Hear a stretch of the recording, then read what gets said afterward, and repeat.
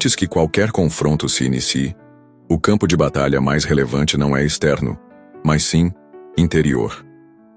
Sun Tzu afirmava que quem conhece o adversário e se conhece a si mesmo jamais será superado, nem mesmo em 100 embates.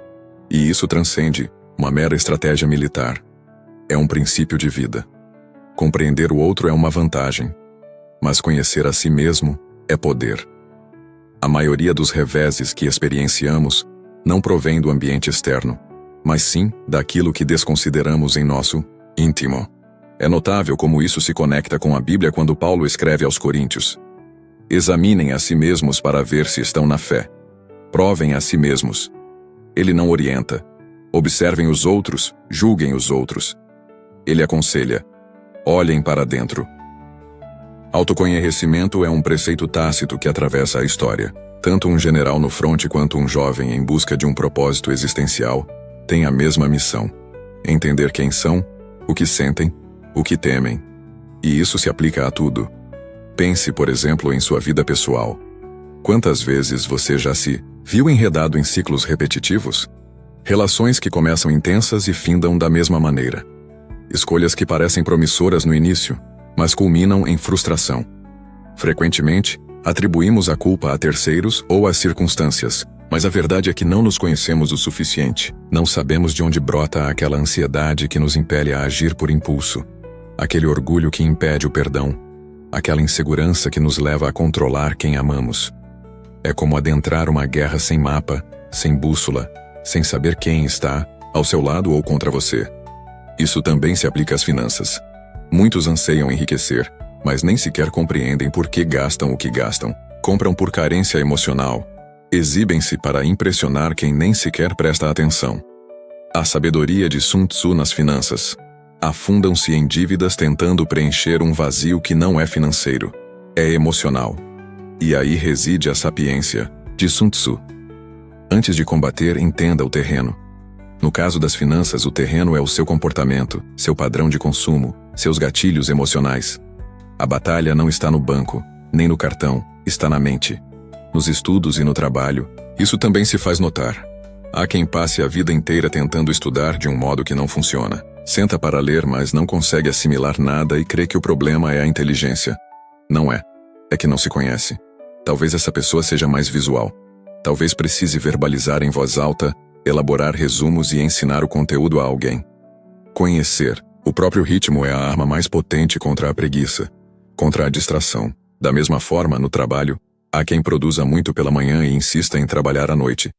E então se culpa, sente-se incapaz, mas o problema não é competência, é estratégia equivocada.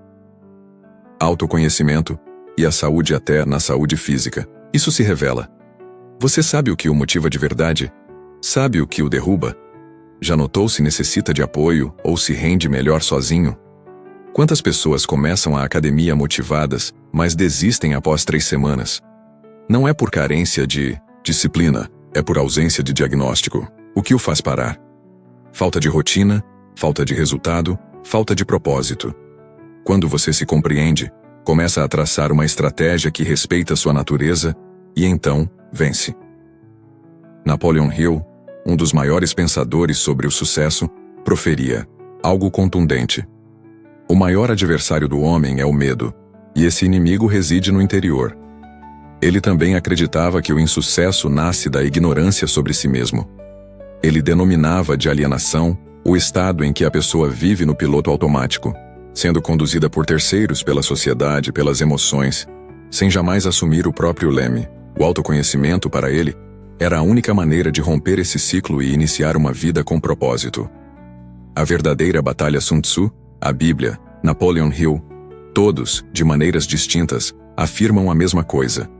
A verdadeira batalha principia no espelho, e não se trata de autoajuda superficial, mas de estratégia profunda. Quem sabe quem é, sabe o que almeja, e quem sabe o que almeja, não se dispersa com o que é irrelevante. Por isso, se você deseja dar o primeiro passo em direção a uma existência mais vigorosa, mais congruente, mais intencional, não necessita de 1000 técnicas, precisa de silêncio e papel. Pergunte-se: quais são seus pontos vulneráveis? Quais situações o desequilibram? Que padrões você tem replicado por anos? Quais decisões você toma por receio e não por convicção? Essas respostas, que parecem simples, são mais valiosas do que qualquer conselho pronto. Porque quando você se conhece, não só evita confrontos desnecessários, mas começa a vencer sem precisar lutar. Sun Tzu afirmava que a guerra deve ser vencida antes mesmo de começar. Para ele, cada embate só era travado depois que o terreno, o clima, o momento e o moral do exército estavam avaliados com precisão. Ele acreditava que a vitória era definida na etapa da preparação, e não no calor do combate. Essa é uma lição que serve para a vida inteira. Quem se prepara adequadamente sofre menos. Quem age sem estratégia, colhe o caos. Em nossa vida, é comum presenciar pessoas sofrendo por decisões mal ponderadas. Indivíduos que se envolvem em relacionamentos sem saber o que querem, iniciam empreendimentos por impulso, mudam de cidade sem planejamento, tomam decisões financeiras no calor da emoção e depois questionam por que tudo deu errado. Mas a verdade é que muitos fracassos nascem da pressa, da ausência de estratégia, da carência de um plano. E isso não é falta de fé, é falta de sabedoria. A Bíblia diz em Provérbios 21:5: os planos bem elaborados levam à fartura, mas o apressado sempre acaba na miséria. Observe a clareza. Não afirma que quem sonha vence, diz que quem planeja vence. A estratégia divina aí não se trata de controlar tudo, mas de respeitar o tempo da preparação. No fundo, Deus é estratégico. Criou o mundo em fases, não fez tudo de uma vez. Primeiro a luz, depois o céu, depois a terra, até chegar ao ser humano. Se até Deus segue um processo, por que insistimos em pular etapas no dia a dia? Isso é muito evidente. Quantas pessoas desejam mudar de vida, mas não param para analisar o terreno? Querem sair das dívidas, mas não sabem quanto despendem. Desejam emagrecer, mas não organizam a geladeira. Anseiam crescer na carreira, mas não têm clareza do próximo passo. É como entrar em um campo de batalha vendado. E às vezes o problema não é falta de força nem de vontade. É apenas falta de um plano. Pessoas talentosas se perdem porque não sabem para onde estão indo. Pessoas esforçadas se extraviam porque não têm foco. Sun Tzu proferia: a estratégia sem tática é o caminho mais lento para a vitória. Mas tática sem estratégia é o ruído antes da derrota. E isso elucida muita coisa. Há quem esteja excessivamente ocupado, mas não está progredindo, porque está realizando muito sem direção. Na saúde, por exemplo, a maioria das dietas falha porque não há preparação. A pessoa decide que vai começar na segunda, mas não possui uma rotina pensada.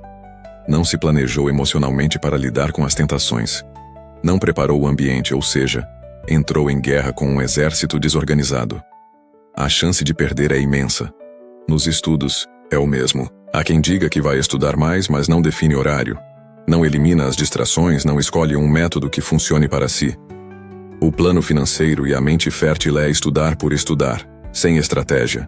E quando o resultado não aparece, vem a frustração. Mas não é questão de esforço, é falta de direção. Nas finanças, então, isso é gritante. A pessoa quer economizar, mas não sabe nem para onde vai o dinheiro no fim do mês. Acha que ganha pouco, mas na verdade gasta mal. E isso não se resolve com mais dinheiro, mas com um plano claro. Onde você está, onde quer chegar e qual caminho pode levá-lo até lá. Napoleon Hill também reforça essa lógica. Ele diz que a mente humana é como um campo fértil. Tudo o que você planta cresce. Mas se você não planta nada com intenção, o que nasce são ervas daninhas, distração, medo, dúvida, confusão. Ele ensina que o primeiro passo de quem quer prosperar é ter um propósito definido e um plano organizado para alcançá-lo. É exatamente o que Sun Tzu dizia séculos antes de outra forma. O problema é que a maioria vive reagindo, acorda e segue a vida. Deixa que o mundo dite a agenda, que os outros decidam os caminhos. Mas quem vive reagindo, vive apagando incêndios. E ninguém constrói algo grandioso com um balde na mão. Grandes obras nascem de grandes planos. Então, se você deseja transformar qualquer área de sua vida, saúde, finanças, mente, espiritualidade, a pergunta não é quanto você quer, mas sim, o quanto você está disposto a planejar isso. Porque sem plano a vontade se esvai. Sem clareza, a fé esmorece.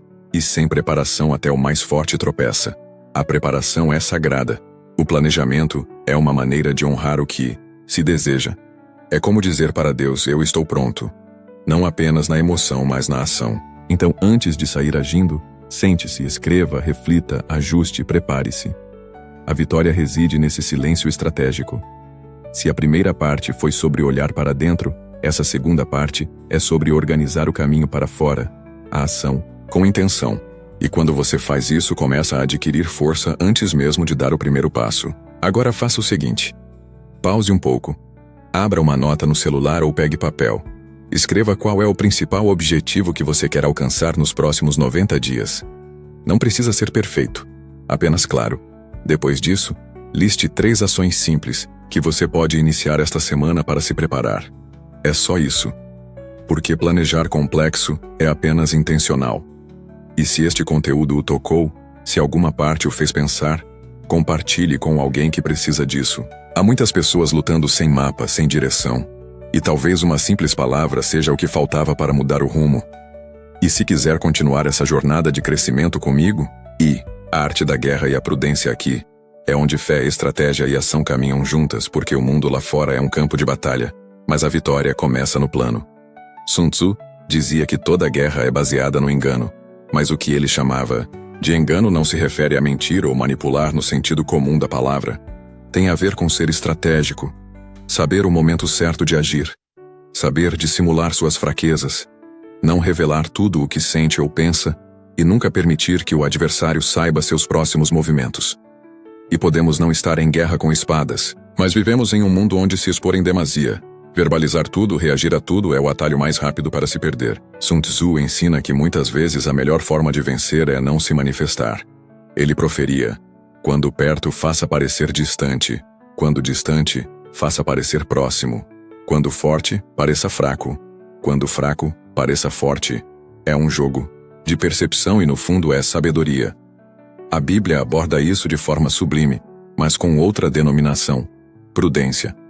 Em Provérbios 17:27 está escrito: quem tem conhecimento é comedido no falar, e quem tem entendimento é de espírito sereno. Ou seja, nem sempre o sábio fala, nem sempre o forte reage, nem sempre o certo precisa comprovar que está certo.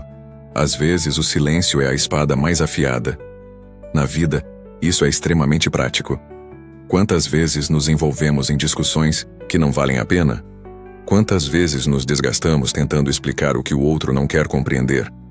Reagimos por impulso, respondemos no calor, expomos-nos por orgulho. Sun Tzu diria: isso é exibir o exército sem ter um plano. É expor todas as suas cartas enquanto o outro apenas observa. Em qualquer contenda, seja uma conversa difícil, uma negociação, uma crise no trabalho, quem domina o jogo é quem domina o próprio comportamento. Na vida pessoal, por exemplo, essa sabedoria vale ouro. Nem todo comentário merece resposta, nem toda provocação exige explicação. A força do silêncio. Muitas vezes a melhor resposta é o silêncio, a ausência, a serenidade, não por fraqueza, mas por domínio. Quem reage a tudo ainda não compreendeu a batalha. É como o pugilista que se cansa desferindo golpes no ar enquanto o outro apenas observa. Espera, ataca no momento certo. Isso também se aplica ao dinheiro. Quando você fala demais sobre seus planos, suas ideias, seus sonhos, você convida a dúvida e a inveja para a mesa. Há coisas que prosperam melhor em segredo, não é ocultar por malícia, é proteger por sabedoria. Às vezes precisamos calar para fortalecer. Muitos perdem antes de iniciar porque verbalizaram demais antes da hora. Nos estudos, no trabalho, até nos projetos pessoais, essa lógica também se aplica. Às vezes o melhor plano é aquele que você executa em silêncio. Mostra apenas quando estiver pronto. Evita explicações desnecessárias. Economiza energia para onde realmente importa: a construção. Enquanto outros estão debatendo, você está executando. Enquanto discutem ideias, você entrega resultados.